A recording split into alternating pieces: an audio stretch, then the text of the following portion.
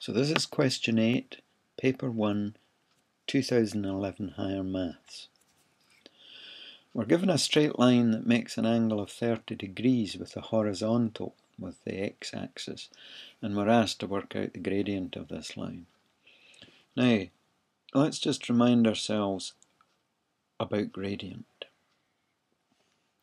Gradient measured by looking at a right angled triangle, distance up divided by distance along. So the gradient of this line, distance up divided by distance along. That's a horizontal line. The x-axis is a horizontal line. If we call this angle theta, then in this right angle triangle, this side's the opposite, this side's the adjacent. Now, opposite over adjacent we know is the tan of this angle. So the up over the along, which gives you the tangent, is the same as the opposite over the adjacent, which gives you the tan of this angle. So our basic result is that the gradient of this line is the same as the tan of the angle it makes with the horizontal line. So that's the first thing.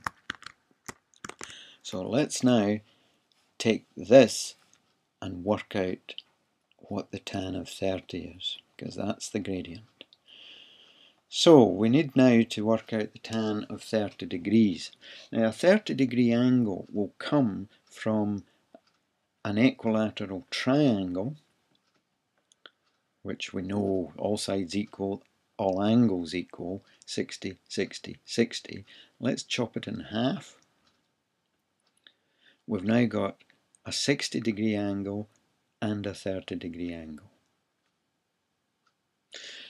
To get numbers in this, and since we're chopping one side in half, let's say that this triangle, each side is length 2 units. So that's 2 units, that's 2 units, this is 2 units, but chopped in half, that will be 1 unit.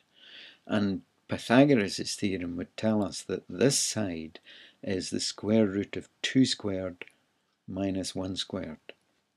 The square root of 4 minus 1, that's the square root of 3. So this length, square root of 3. So we can now work out the exact value of the tan of 30 in this right angle triangle. The tan, opposite over adjacent, tan of 30 is 1 upon root 3. 1 upon root 3.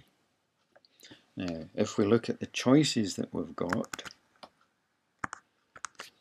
then we can see that choice A is the correct answer.